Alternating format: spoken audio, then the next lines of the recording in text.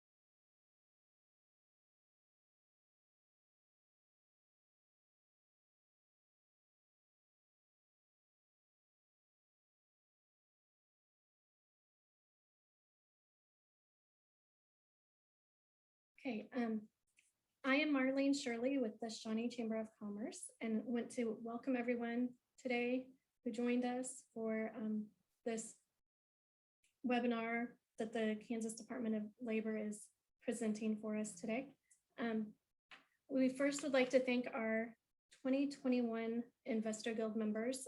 Our Platinum Investor Guild members are Advent Health, American Family Insurance, Brian Rapp, Bradley Henry, Williamson and Associates, Inc., Michelle Herford and Associates, LLC, Kyle Zeller and Michelle Underwood, Central Bank of the Midwest, the City of Shawnee, Elanco, and Waste Management. Our Investor Guild members are the Amos Family Funeral Home, Complete Construction Service, Country Club Bank, Evergy, GBA, Overland Park Regional Medical Center, Shawnee Mission Ford, and Zarda Rickey Development Corp.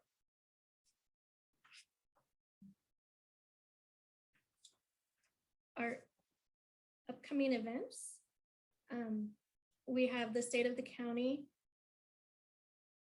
webinar on March 30th at 10:45 a.m. You can find out more information on our website. And then on April 7th and the 21st, we have hopefully in-person AM Connects at Service Brewing Company. And on April 6th, we have a ribbon cutting with the SASH group at 4 p.m. And then again on April 7th, our Young Professionals group Flex has Axes and Taxes at 6 p.m. sponsored by Summer Spencer and Company. And then you will be receiving more information on our 75th anniversary celebration. So you can contact Brandon Wilcox or anyone in our office for more information on that. And then I would like to welcome Laurel Klein. I'm sorry if I mispronounce your name. Searles? Yes. Oh, it is correct. Okay. With the Kansas Department of Labor. She is the Director of Unemployment Insurance, and she will be updating us on the unemployment fraud chaos that has been happening. Thank you for joining us. All right. Well, thank you so much, Marlene. I appreciate the opportunity to be here today and share information about what's going on at KDOL with unemployment insurance and more specifically with unemployment insurance fraud. So hopefully you can all see my screen now. As Marlene said, I'm Laurel Klein Searles. I'm the Unemployment Insurance Administration Director for the Kansas Department of Labor. I've been with the Department of Labor for almost 10 years now. I started as an appeals referee in our appeals division, which is one of the administrative law judges that hears appeal cases and holds those hearings and writes those decisions. And then I later transitioned to be Chief of Appeals overseeing that unit. And then in 2018, I was asked to serve as Unemployment Insurance Director, and I was glad to accept. So going to first start out with just a general unemployment overview for you all. So since March 15th of 2020, we at KDOL have paid out over 4.1 million weekly claims, which totals over $2.7 billion. And that is between our regular unemployment insurance programs and the multitude of different federal pandemic programs that have been added on in response by Congress to the COVID epidemic.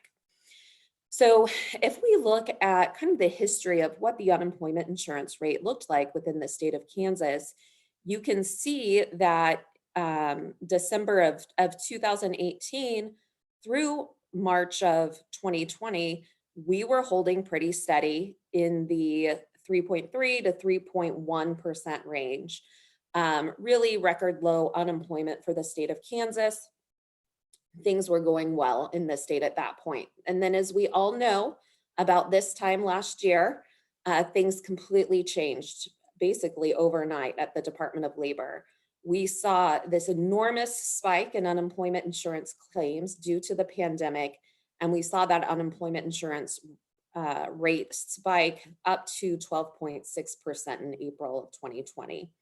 Fortunately, we have seen that reduce over the months, and we are in the 4% range right now as the economy is attempting to stabilize. If you look also at our weekly continued claims, so these are the people that they filed their initial application for benefits, and then on a weekly basis, they are saying, I'm unemployed, please pay me benefits for this week. I need unemployment insurance benefits for this week. And so we look at the discrepancies between these multitude of different years. So if you look at 2019, you can see that things were going well, steady again around that 3% rate, or again, we were at that 3% range of unemployment. But you can see the claims were low. The weekly claims were low. They were well under 20,000. You compare that to the Great Recession, which is what we often compare the pandemic to. Back in 2009, you can see that elevation, that claims were more than double that rate back in during the Great Recession. Obviously, difficult time for the state and the country during the Great Recession. And we did see sharp increase in unemployment insurance claims at that time. And then we compare both of those to 2020. So you can see again, March, we were on trend of where we were in 2019. And then it spiked in mid-March and up into April, so that we had well over 100,000 claims, probably around 110,000 claims at the height of the pandemic.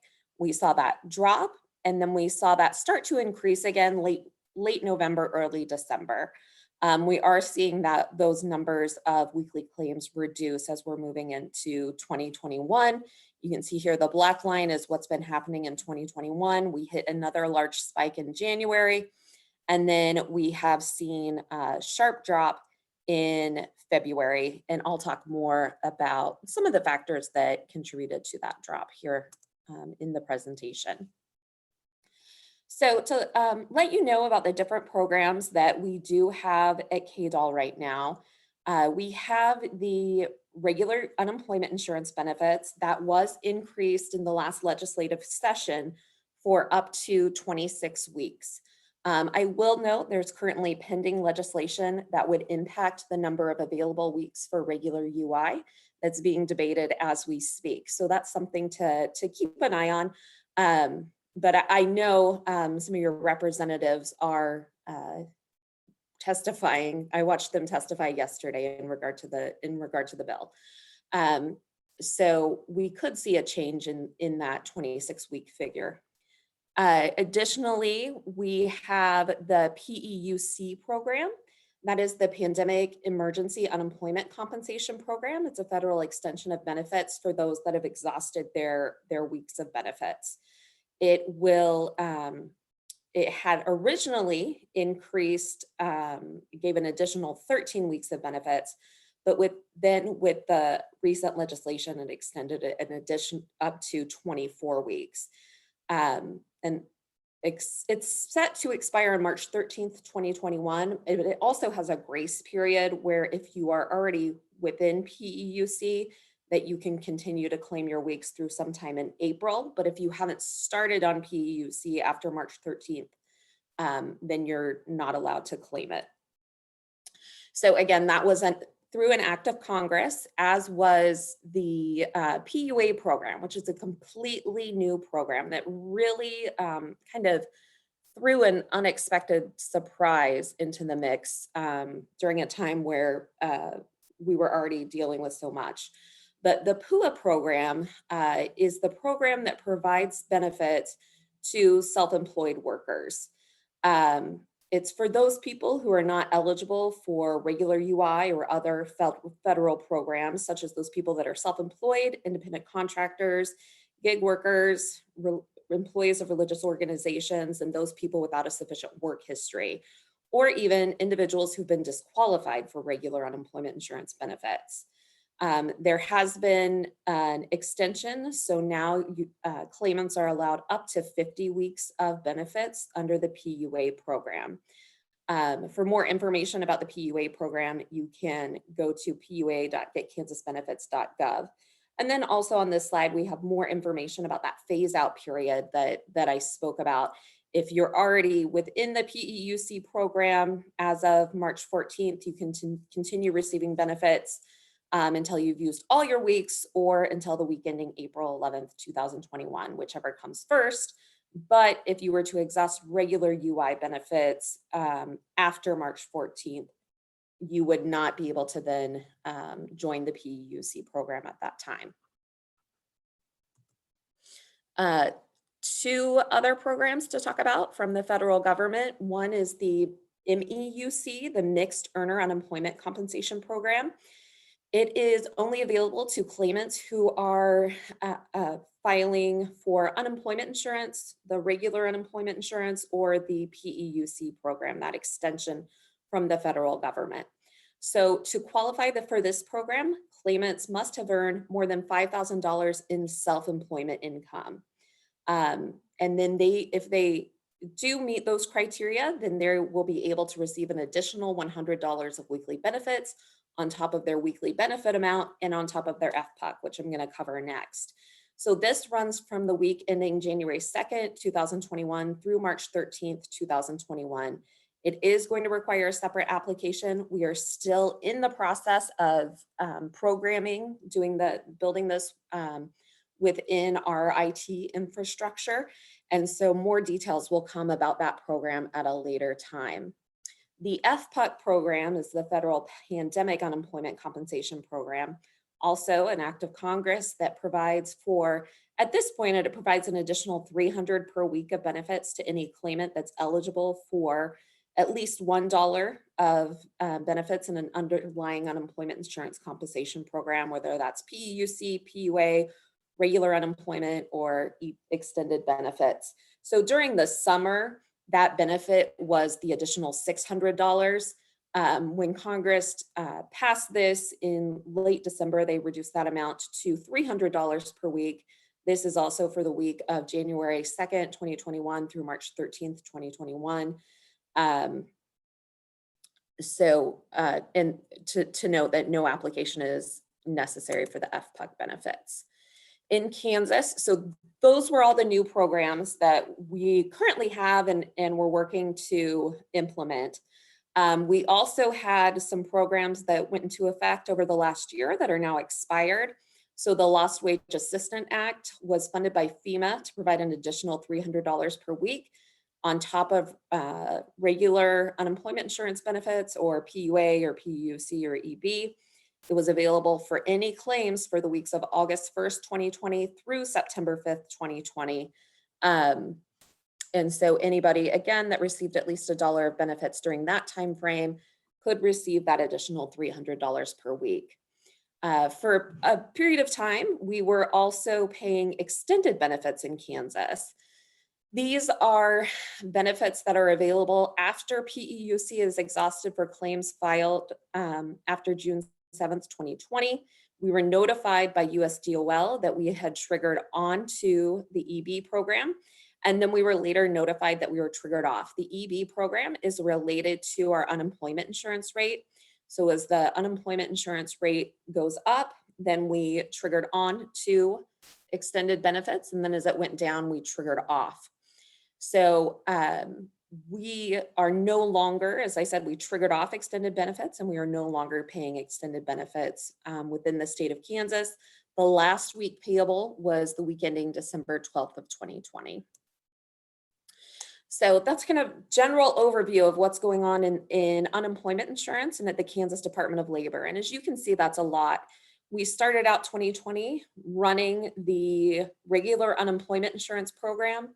And then we had these additional programs through acts of Congress that we were charged with setting up and establishing, creating, working with the feds to be able to provide additional benefits to claimants. So what we also, as we saw the increase in unemployment insurance benefits and we saw the increase in availability to individuals who had not previously been qualified for benefits through things like the PUA program, then we started to see a spike in the fraud efforts from the fraudsters around the country. So what we have done to combat fraud most recently, we have implemented a great tool that came to us from Google that's a fraud detection application. So we are utilizing some of our production data to detect suspected fraud prior to the release of payment. We've also successfully implemented an identity verification multi-factor authentication tool. And since the tools went live on Tuesday, February 2nd, we have stopped over 6.1 million attempted bot attacks or other unauthorized access to the system. We also have 78,500 claimants who've successfully been able to go through that multi-factor authentication system to be able to log in and prove that they are who they say they are, because the increase in fraud that we have been seeing has been related to identity theft. So these two tools in combination have been excellent in combating this fraud. So there's a lot of questions about UI fraud. And there aren't always a lot of answers, but what we do know is it's not KDOL's system that has been breached. We do regular checks to ensure the safety and security of our system, and we have found absolutely no evidence that our system has been breached. We see identity theft on the rise nationwide, not just in Kansas. It's happening throughout the country in every single state. This is an issue that every state is struggling with and looking to address. And we are working with our partners in other states to figure out how we best combat UI fraud. So we are seeing the identity theft schemes and some high-level schemes in regular unemployment and PUA. The fraud really started within the PUA system because it doesn't have a lot of the usual checks and safeguards that the regular UI system does.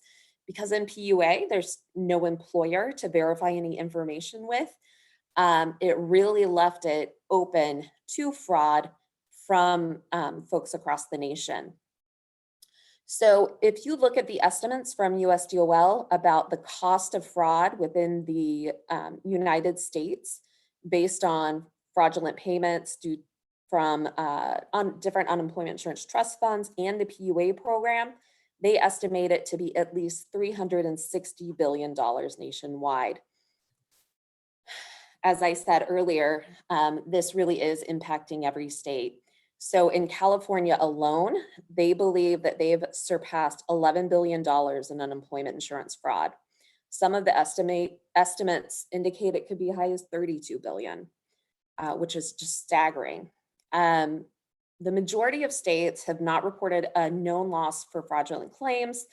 It is somewhat difficult to determine, a really clear number of what it is. But what we've seen from Massachusetts, Michigan, Rhode Island, Arizona, and Wisconsin are on the slide here. So 242 million estimate from Massachusetts, 200 million estimated from Michigan, 18 million from Rhode Island, and 6 million from Arizona and Wisconsin. And I'm sure that these numbers grow every day as fraudsters continue their attacks of the unemployment insurance systems across the nation. So in Kansas, as I indicated, we did see a great deal of fraud, and we really saw that spike in fraud beginning at the end of November, early December, and then transitioning through January. So we estimate a total of $290 million paid out in fraudulent benefits between the regular UI program and our federal programs. We have stopped around 500,000 potential fraud attempts, which totals over $22 billion. So that is enormous. I like to remind my fraud staff of that because they are just working tirelessly in an effort to stop the fraud that's occurring and protect our trust fund. And I remind them that because of the work that they have done thus far, they've already stopped at least a $22 billion loss to taxpayers. So we've also referred over 50,300 cases of alleged fraud to law enforcement for investigation and potential prosecution. We also have law enforcement officers that are employed by the Kansas Department of Labor. KDOL is a certified law enforcement agency, and we do have law enforcement officers on staff that are working these cases as well. So you may have heard about a recent legislative post audit that was done to review KDOL and our fraud efforts. They put out a different number regarding the losses due to fraudulent benefits, which we disagree with at KDOL. Their math is based on flawed assumptions and methodologies. So they took the fraudulent rate of claims during a particular period of time, applied that to all claims in all programs. And we know that that is not an accurate measure of fraud. It's just an estimate, first of all. And then they also, the amount of fraud that we see in the different programs varies greatly.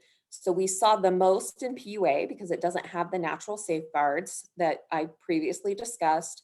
There's some in UI, and then we would see less in extended benefits in PEUC as folks have gone through a number of different measures before they get to the point. So we're more likely to have stopped the fraudsters before they ever reach PEUC or extended benefits. And despite knowing this, they still applied the same potential rate of unemployment insurance fraud across the board, which really misunderstands the data and our measures to combat fraud at KDOL. Our $290 million estimate is based on actual facts and figures that we have utilized to try to estimate what's going on. I'm sure neither one is perfect, but I am confident that our number is much closer to the reality of the situation. All right, so people ask often where are these data breaches coming from? Because what we're seeing is somebody's identity has been stolen. In fact, my identity was stolen, and a fraudulent attempt at filing a UI claim was used using my information. It's happened across the board. I'm sure we all know somebody that this has happened to. So as I said before, we have not found a breach of any of the KDOL systems. But what we do know is that there previously have been breaches where individuals' information have been shared before. It's been breached. We've seen Adobe, eBay, Equifax, Heartland Payment Systems, LinkedIn, U.S. Office of Personnel Management, and we can see the millions upon millions of individuals that were impacted by those data breaches. And what has happened is that information is available out on the web and on the dark web, and people are selling that and using that. And then fraudsters are using that information to attempt to file claims using other individuals' information. And this is certainly not isolated to Kansas. It's happening across the country. And we also have some of our Kansas citizens who are receiving notices of unemployment insurance benefits from other states. So it is a chronic issue nationwide.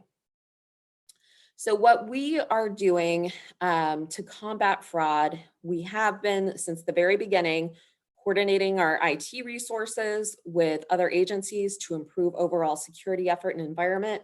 As I mentioned at the beginning, that was something that we do regularly to monitor what is going on and look for ways that we can improve our security. And we have taken additional steps to do so. As I previously indicated, we set up that multi-factor identity verification tool that has been just a major deterrent for fraud. We've also set up the Google fraud detection application. We have more than tripled the size of our fraud and special investigations unit. We have placed a 72-hour hold on new PUA applications to allow us to review those claims. So as I indicated, we saw the increased fraud with PUA. So over the summer, we put that hold in place to be able to do a really thorough fraud review of all those claims before any money was paid out. Our legal team is always working to review existing laws to look to see if there are other steps we can take to mitigate efforts. We have different specialized technologies that we've used to target and block abusive internet activity. Those were recommended by our IT specialists after they have been monitoring our website and the security of our system. We work regularly with our federal and state partners on emerging trends and best practices. So we have USDOL, which is a major federal resource that brings the states together. We also have the National Association of State Workforce Agencies, which we work with at different levels. So our secretary is working with NASWA at her level. I'm working with NASWA at my level. My fraud investigators are also working with NASWA. And that brings together all of the states who can really share their best practices. Additionally, we're working with both federal and state partners to prosecute this fraudulent activity, to try to identify these fraudsters and hold them accountable. And then we are utilizing all of the recommended databases for cross-matching, including Social Security verification, citizenship verification, over a dozen other systems. The excuse me, the Social Security verification and the citizenship verification were tools that we already had in place.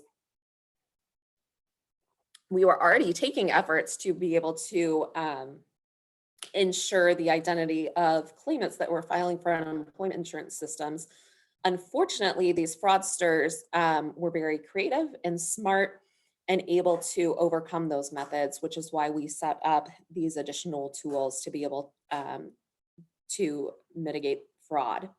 We also launched our website, www.reportfraud.ks.gov. So anyone who believes that they are a victim of ID theft and that a fraudulent UI claim has been filed in their name can go to that website, file a report. They would then receive an email with a police report number and further steps on what they can do to protect their identity.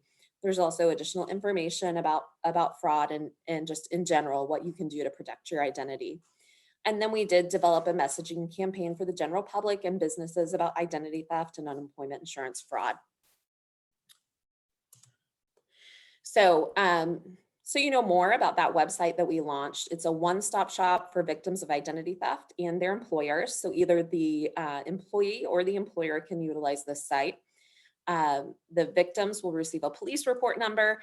And then, as I said before, tips are emailed out to the individual. Additionally, it will flag the claim in our system so that we can stop any payment and we can launch our investigation into the fraud. We also have a fraud hotline, 785-291-6059. I do recommend the website though, because you never have to worry about waiting on hold when you use the website.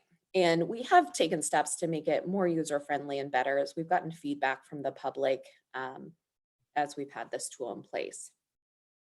So as employers, I'm sure you're all interested in the tax implications related to the increase in use of the employment insurance system.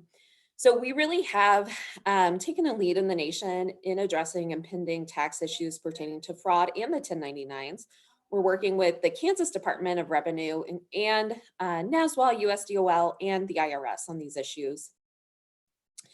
The Department of Labor, we are not allowed to automatically withhold taxes from unemployment insurance benefits. In December, we were proactively communicating tax information to all the UI recipients that receive benefits.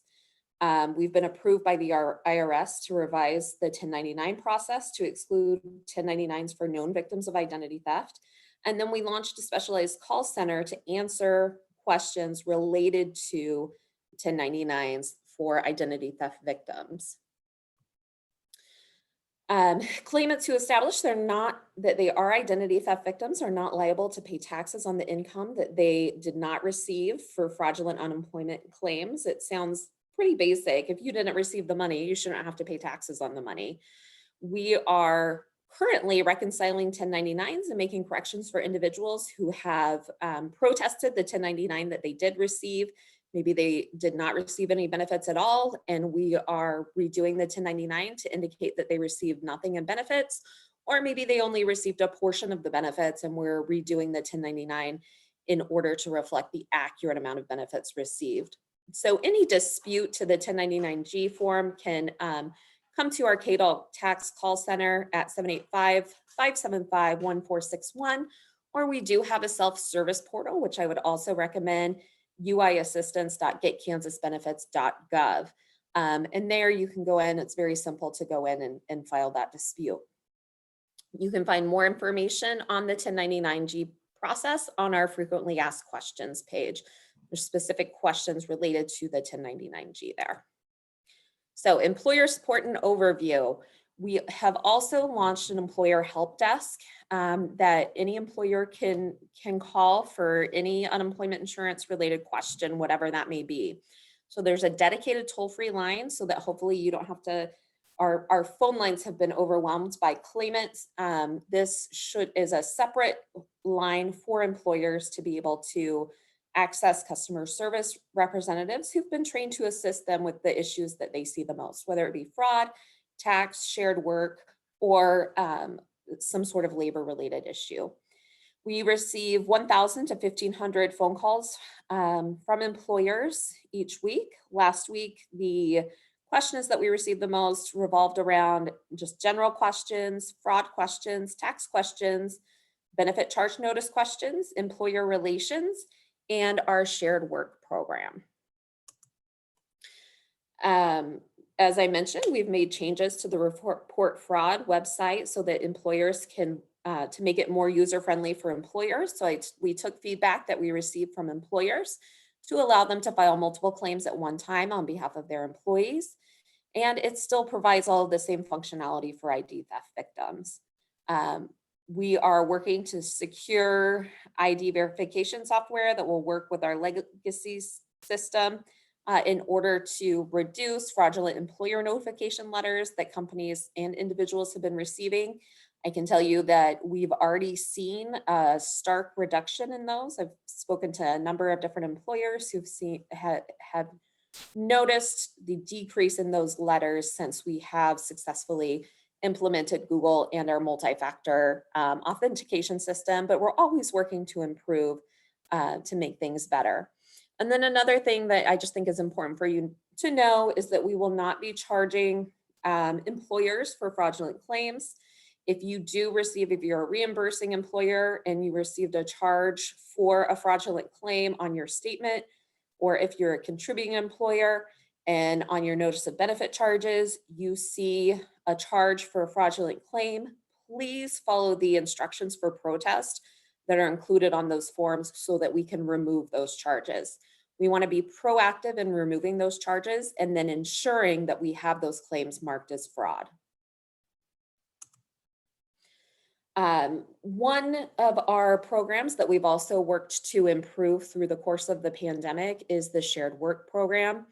This is just a great tool for employers. It's a layoff alternative tool. So if you're faced with the possibility of having to lay off employees, what you could do is utilize the shared work program which would provide your employees with a reduced unemployment insurance benefit based upon the reduction in hours.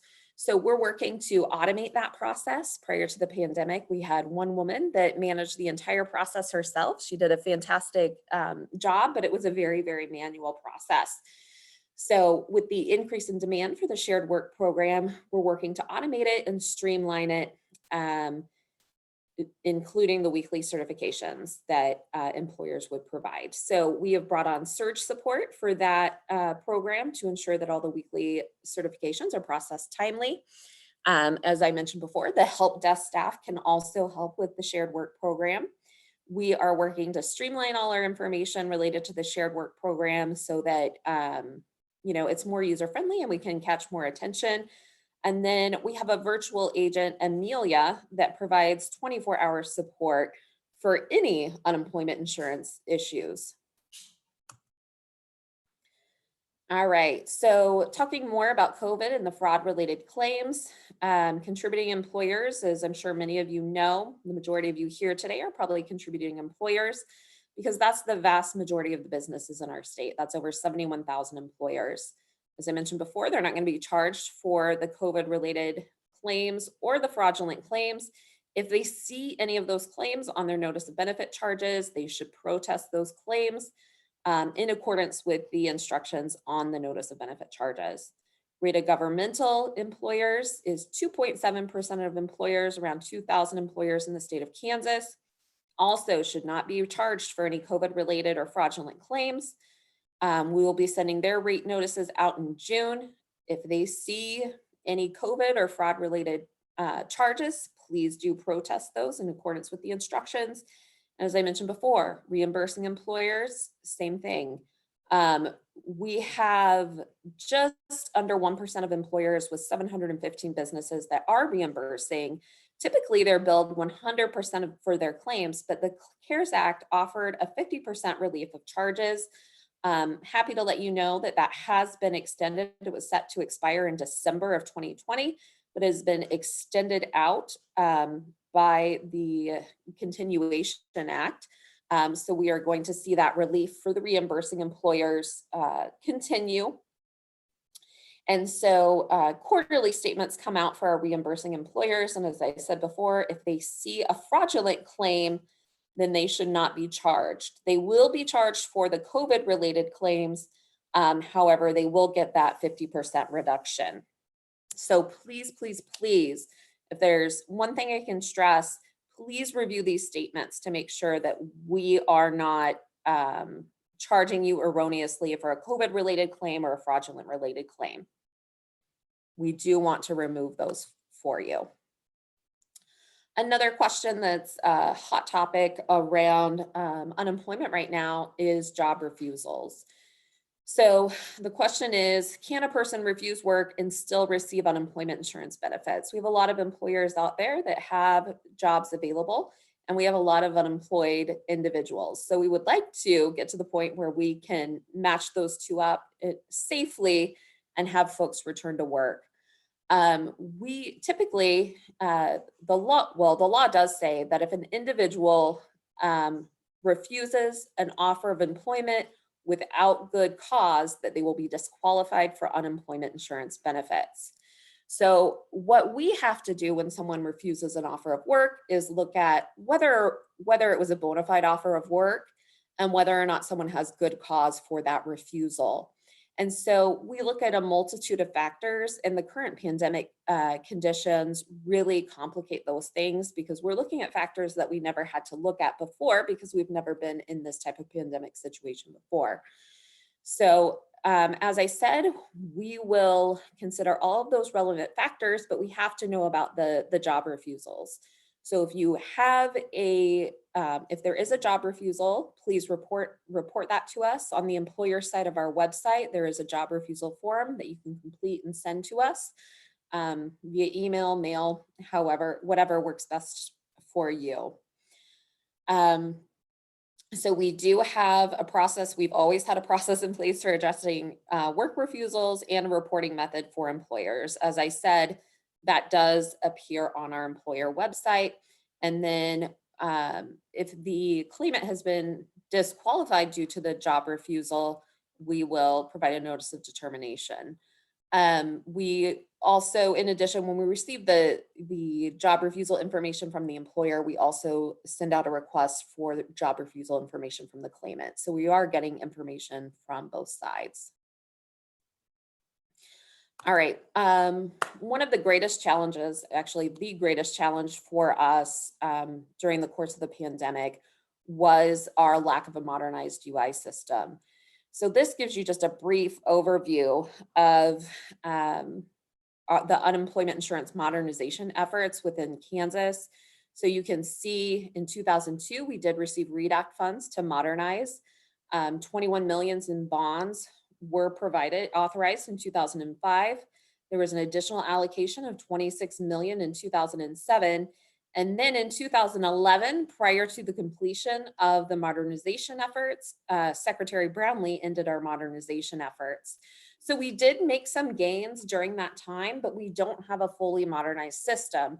In fact, what we have is a more complex system than ever because we have pieces of our system that are run in different platforms that are web-based, and then we still have our old mainframe system that controls almost all of everything within the unemployment insurance system that was originally built in the 1970s.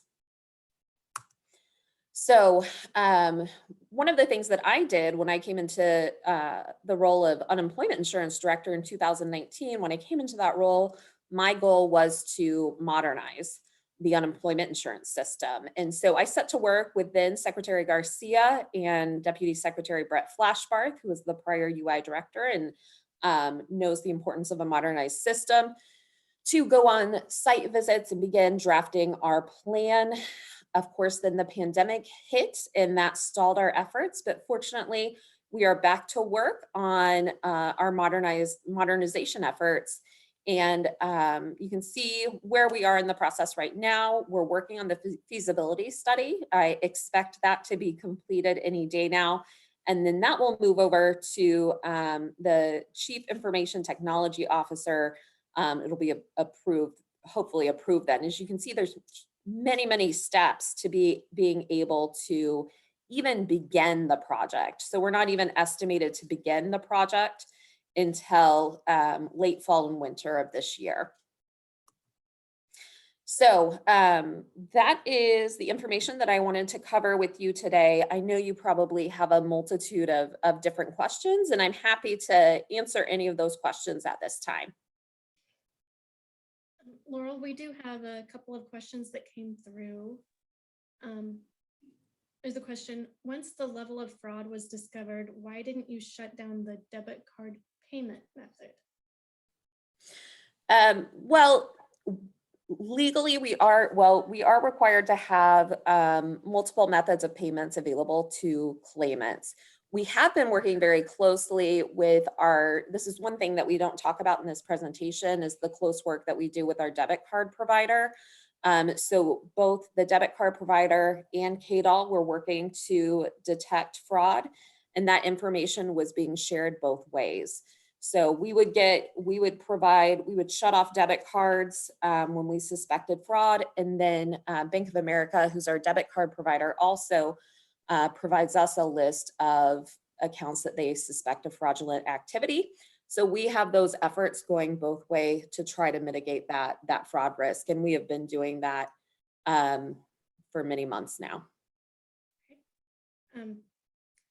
Terminated workers, some resignations, were getting unemployment monies under circumstances that typically would not get paid. Will the company be charged for those claims?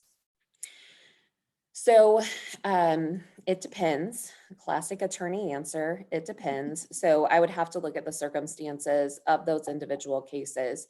So a lot of those cases, the claimants were cleared due to COVID-related reasons, which are not attributable to the worker or the employer.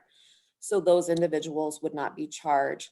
If it's a decision where you feel like, it's something where you discharged somebody and you felt like it was a discharge for misconduct, but the adjudicator found that it was not for misconduct, you would still be charged for those benefits if COVID wasn't involved at all. And so I would encourage you to file an appeal to that decision. Um, that's your only recourse, is to appeal that determination. And then we can hold an appeals hearing with the appeals referee who can review the adjudicator's determination. Thank you. How are you locating the perpetrators? So there's a number of different ways that we can work to locate the perpetrators. So we can look at the information that they have provided us with. They provide us with a combination of legitimate and illegitimate information. We can look at IP addresses and different things like that. We're really leaving that to our special investigations team, who's working closely with the FBI, the Office of the Inspector General, and numerous other law enforcement agencies to try to track these perpetrators down and hold them accountable. Well, that is all of the questions that I have seen come through. Thank you very much, Laurel. Thank you everyone for joining us today. And oh, there's one more. Is the debit card provider just for KDOL, or does it cover all state departments who disperse funds? So each state has their own debit card provider. So different states have different debit cards.